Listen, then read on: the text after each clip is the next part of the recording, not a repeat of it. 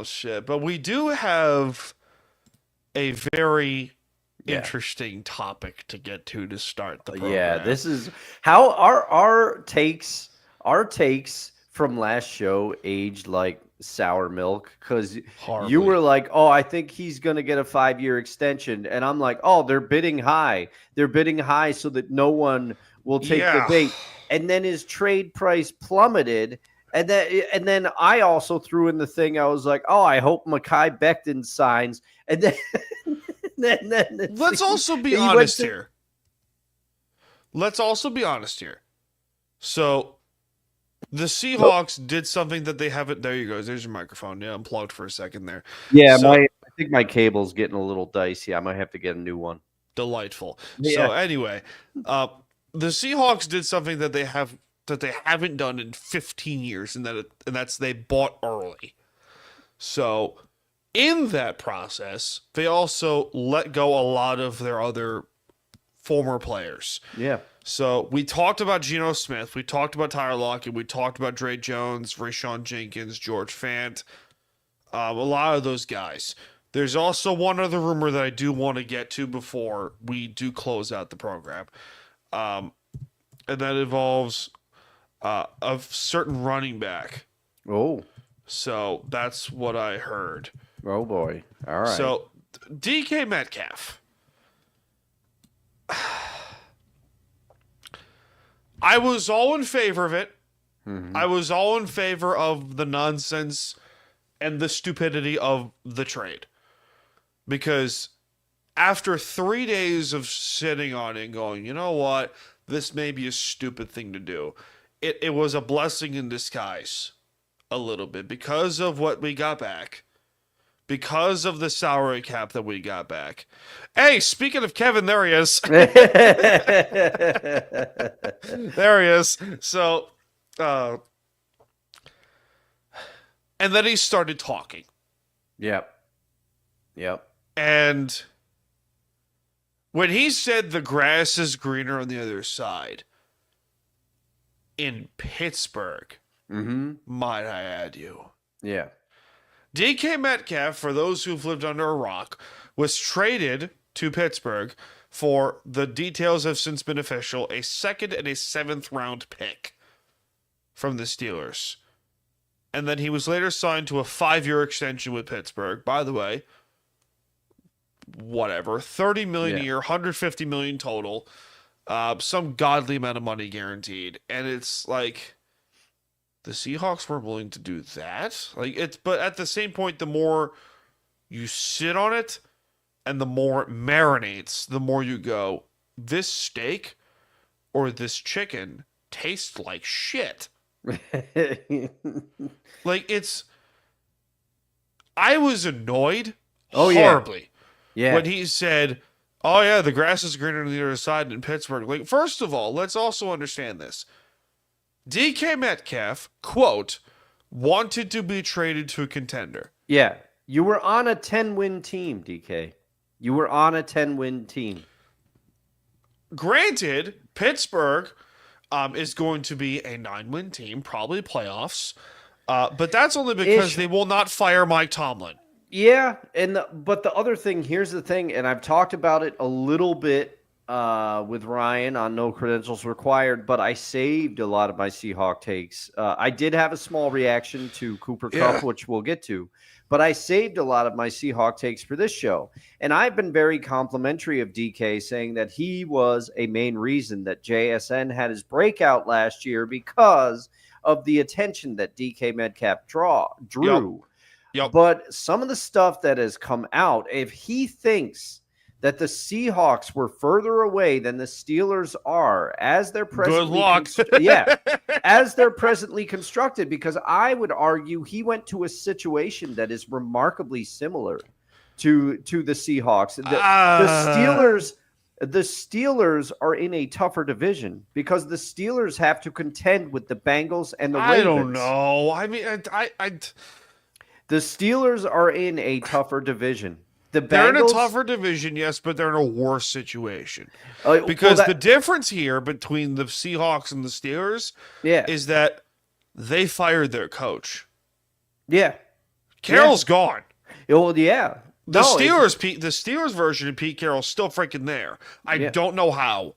I don't understand how. That's my point. If he thinks that the Steelers is an upgrade over his situation in Seattle, I think he is mistaken. Because right now, they don't have a quarterback. The Steelers do not have a quarterback. Justin Fields is on the Jets. Yeah. Russell Wilson has visited with the Giants, which look at that list of luminaries. Russell Wilson, he's at the top of that list, but then they got a visit with Jameis Winston. Can you imagine Jameis Winston on the Giants next year? But I digress. By the way, Jameis Winston did actually sign with the Giants. He did? He actually signed? 2 years, $16 million. Oh, man. Oh, boy. That's going to be quite a season that they have. Because I saw a meme, and I was like, oh, that can't be real. And then I didn't get a chance to verify it before the show. But DK Metcalf forgets the Steelers as presently constructed. Now, I'm not going to argue their wide receiver room. You got George Pickens and you got DK Metcalf, and then you got Mike Williams, former Charger, who is there. Who's with the Chargers again, by the way? Oh, he is with the Chargers. Okay, this is how much Dustin has missed in terms of NFL news. So they did not. When I'm in charge of this, we have a problem. No, they did not. So they did not retain. Okay, I'm aging like sour milk again. But I got you. Hold on, give me a second. Finish your point. I got you. So their receiver room, you got George Pickens and you got DK Metcalf. DK Metcalf is fiery. He wants to win. George Pickens talks an awful lot. Talented athlete. Both of these guys want to be the alpha dog on the team. And who is going to be their quarterback? Because there are rumblings out there that Mike Tomlin is aggressively pursuing one Aaron Rodgers, who met with the Steelers for 6 hours today. I am going to laugh hilariously if that is the case. Yeah, this is the thing, though. I'm going to say a take that a lot of people are probably going to say to me that I'm crazy. Aaron Rodgers, is he that much of an upgrade over Geno Smith at this point in his career? Because I'm going to argue no. Geno is more mobile at this stage. Aaron is going to want to install his offense wherever he goes. He's going to want to bring in he's not going to play within somebody else's system, which is why I don't see this Tomlin-Rodgers marriage working out as presently constructed. But my whole meandering point is that DK Metcalf thought that the Steelers was a better situation than the Seahawks. I disagree, sir. Because you have to contend with the Bengals and the Ravens, and I think both of those teams are better than the squad you just went to. And by the way, we're also completely ignoring the elephant in the room. The Seahawks have a crap ton of money still. Yeah. They restructured. They've done restructuring and all these releases. Brilliant. Yeah. Brilliant. I mean, I have a lot of conflicting feelings about this move, and and he can answer for himself because he's in the chat. But I think both you and Kevin are more positive on the Darnold move than I am overall. We'll get to Sam in a bit. Yes, but the Seahawks as of currently right now, courtesy of overthecap.com, have $64 million in cap space right now. Yeah. After all the moves that they have made, acquiring 2 receivers, 1 quarterback, 1 pass rusher, a couple special teamers, and 1 swing tackle, they still have over $60 million in cap space. Yeah. And another thing that I will credit Mike McDonald for is that what Pete hasn't done is that Mike has clearly just noticed the flaws of this team. He goes, okay, where can we improve? And where can we cut down, the bad eggs from? Where can we cut out the slices of blame pie here? So already he made the Metcalf trade, the Geno Smith trade, the Tyler Lockett release, Draymond Jones, Rayshawn Jenkins, George Fant. It keeps going. And during last season, Ernest Jones came here in relief of Jerome Baker, and Terrell Dotson was released for Tyrese Knight. How'd that work? Beautifully. Rayshawn Jenkins was replaced by Kobe Bryant. How'd that work out? Brilliantly. Josh Jobe filled in for Trey Brown, who's now with the 49ers, but we'll get to them. We'll also talk about the rest of the NFC West later in the show. But they're filling in replacements with, dare I say, better alternatives? Yeah, I mean, well, so far, and the jury's still out on some of those. And would the fan in me would have loved to find a way to keep Tyler Lockett, but they might find a way to do it still. Yeah, I mean, they might, because they might, they have cap space. They might say, do you want to come back at a reduced?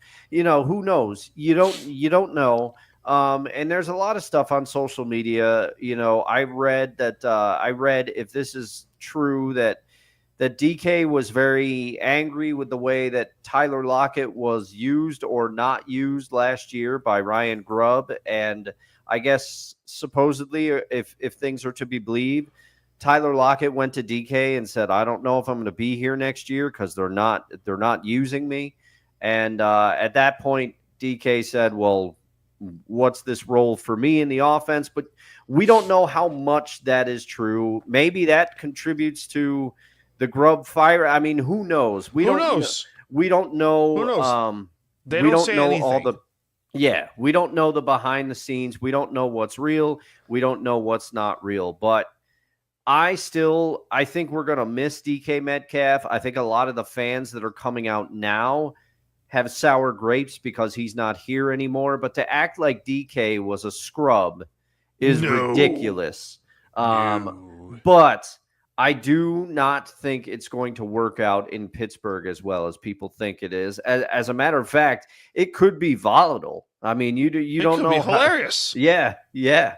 Comedy's great. But the one thing that I want to get your take on, because it's been a long time since we've been on these airwaves or whatever you'd like to call it, is that I was just shocked because they were looking for a first and a third, and then all of a sudden it's just like, oh, he's gone for a second. And it was, we had been told, for all indications were that the Seahawks were adamant that it was a first and a third or nothing. I think they were shopping him around for however long their trade request was, 2 days a week. Yeah. And, John was calling phones. He was calling people. He was like, calling Brian Kuhnhurst with the Packers, Omar Khan with the Steelers. I'm pretty sure he was calling various other teams. The Raiders may have pitched a call in there. They might have. They might have. Pete's there. Yep. But I think when he saw the value of Deebo Samuel, what he got, I think John was like, you know what? I want to see the best offer I can get. I'm going to trade him. I want to see what the best offer I can get is. And Pittsburgh ponied up, and I will give them credit for it. They took the best offer they got. Yeah, that's true. Because now Deebo was a little out of shape last year. I think by his own admission, and also people were saying he came in overweight. He was never, and he had the injuries. But I still think Deebo Samuel, the Redskins, the Commanders got all right. I must really be tired today. Holy hell. But the Commanders got a steal. He is worth more than a 5th round pick, for sure. Yes. Do you remember when Michael Bennett got traded to the Eagles? Yeah. He got traded for a 5th round pick also. Yep. Remember that? Remember that trade, ladies and gentlemen? Kevin, you remember that? So it's, I don't know. I mean, and I think more moves are going to be coming because especially with, remember David Andrews, the center from the Patriots, he's still out there. Yeah. I don't know where he's going. He could be on the streets for a while. I think what they want to do is they want to see where the market goes for the rest of these players and pounce on whatever they can get. Because remember, they still have some holes, but they don't have a ton of holes.